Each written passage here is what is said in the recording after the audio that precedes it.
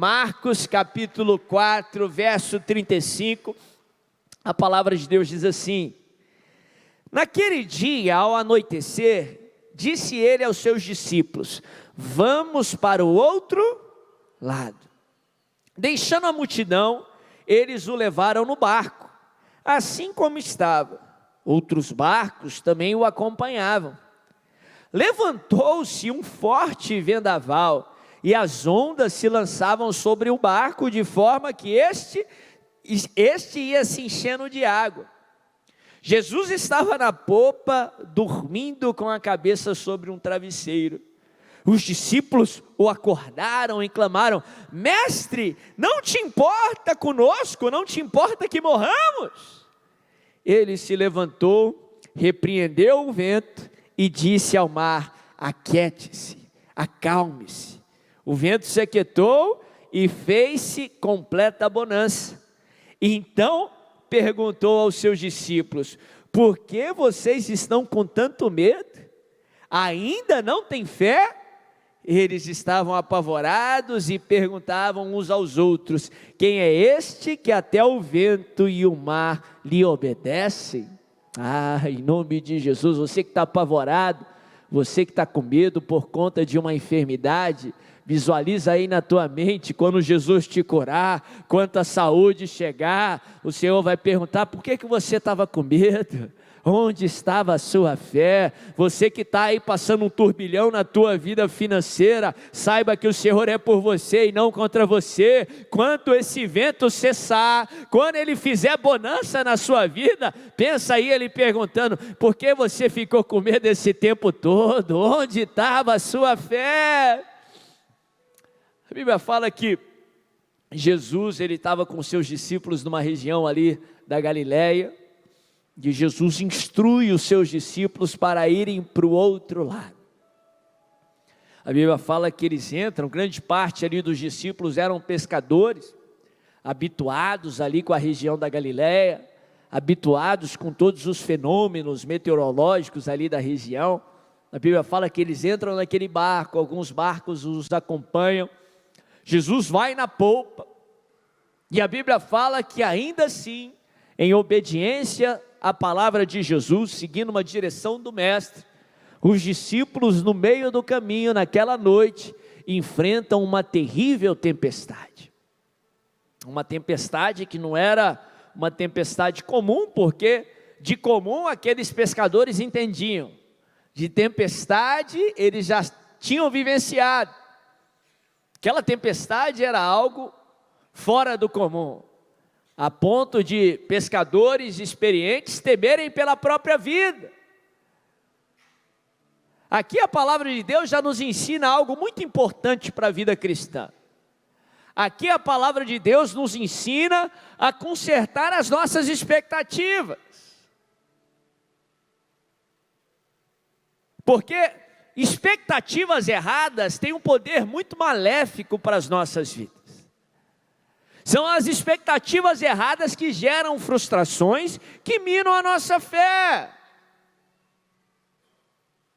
Muita gente tem uma expectativa errada, que a vida cristã é uma vida de facilidades, que a vida cristã é uma vida fácil e sem problemas, como que se nós aceitarmos Jesus, nós seremos igual ao final de filme de Walt Disney, lá de anos atrás, e viveram felizes para sempre,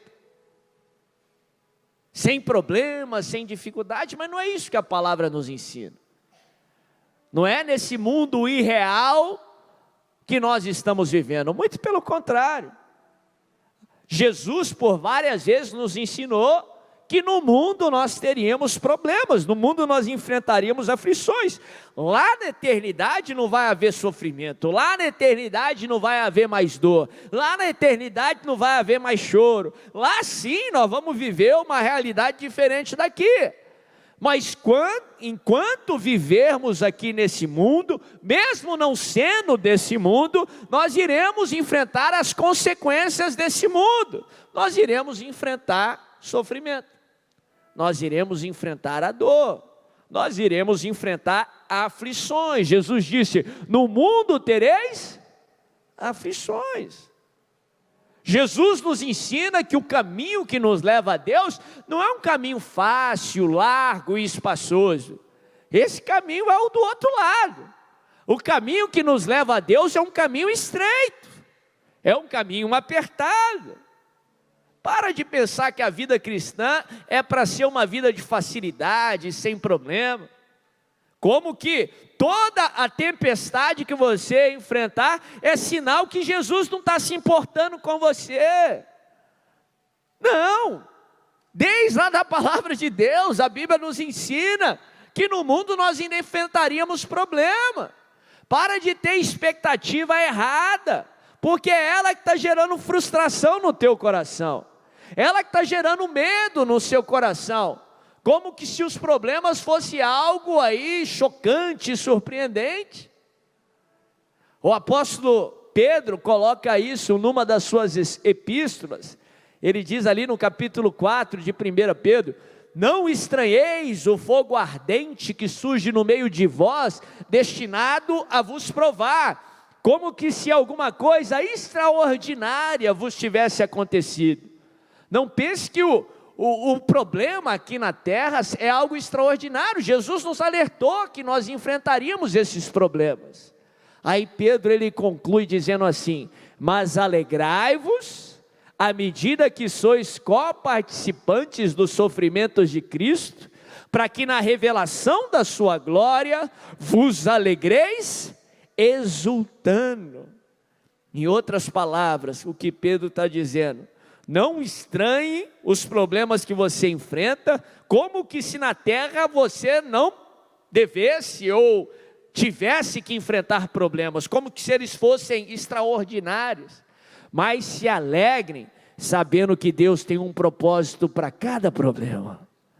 Mas se alegre, sabendo que Deus jamais saiu do controle, e Ele tem um controle até sobre os seus problemas.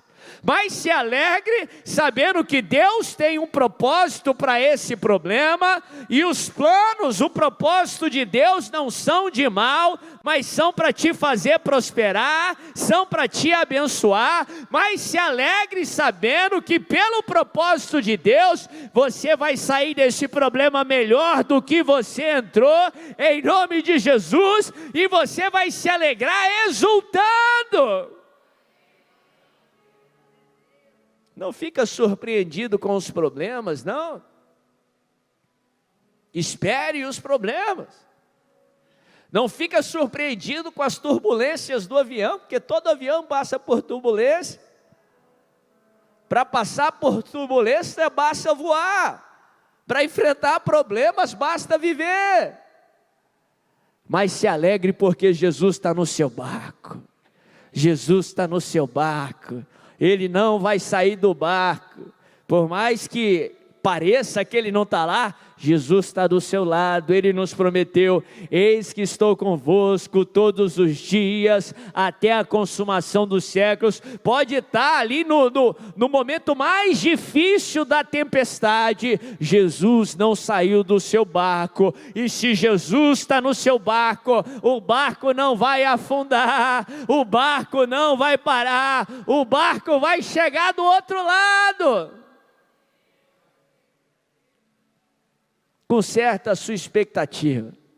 Saiba que a vida cristã, ou na vida cristã, você vai enfrentar problemas. No mundo tereis aflições, mas não curva a sua cabeça, não temas, não tenha medo. Mais são aqueles que estão com você do que contra você. Maior é aquele que está em você do que aquele que está no mundo. Se Ele é por você, quem pode ser contra você? Se Ele está no seu barco, não há por que temer. Não curva a sua cabeça, tenha bom ânimo. Se alegre mesmo em meio às tribulações. Tenha bom ânimo. Porque apesar dele não impedir você enfrentar os seus problemas, a Bíblia nos ensina que Ele venceu o mundo.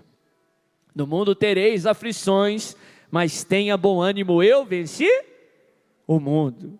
Por mais que Ele não tenha prometido uma vida de facilidade, Por mais que Ele não tenha prometido uma vida sem problemas, a Bíblia nos ensina que Ele nos promete uma vida de vitória.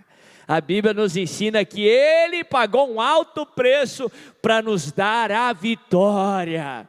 Em nome de Jesus, Romanos 8:37 nos promete uma promessa que é importantíssima, o servo do Senhor saber de cor, saber no coração. Paulo, ele nos revela através do Espírito Santo de Deus: em todas as coisas somos mais que vencedores por meio daquele que nos amou. A Bíblia fala que se crêssemos, veríamos a glória de Deus. Presta atenção aqui. A Bíblia fala que Jesus foi em algumas cidades para fazer aquilo que Ele costumava, que Ele veio fazer. Ele veio para salvar, Ele veio para falar, ensinar sobre o reino de Deus. Aonde Ele ia, Ele curava o enfermo, Ele libertava o cativo. Mas a Bíblia fala que algumas cidades não experimentaram tudo isso. Não porque Ele não queria fazer, não porque Ele não estava ali para fazer, não porque Ele não podia fazer, mas presta atenção, sabe por que Ele não fez? Porque as pessoas não criam. Por causa da incredulidade das pessoas. Foi isso que aconteceu ali em Nazaré, foi isso que aconteceu em tantas cidades ali da Galileia. Jesus depois lamenta sobre isso, por causa da incredulidade do povo. Isso me traz tanto temor. Quantas vezes eu deixei de experimentar o que Deus queria me dar, porque eu não criei, porque eu não acreditei. Por isso que eu começo todo domingo dizendo: essa vai ser a melhor semana da minha vida. Eu posso estar sentindo o completo oposto disso, mas eu declaro: eu creio que essa vai ser a melhor semana da minha vida. Eu creio que essa será a melhor semana para a vida dos meus filhos. Eu creio que essa vai ser a melhor semana da minha família. Eu creio que essa vai ser a melhor semana para a minha vida profissional. Eu creio, e a Bíblia diz que se eu crer, eu vou ver a glória de Deus. E a Bíblia diz que tudo é possível para aquele que crê, e por isso eu creio.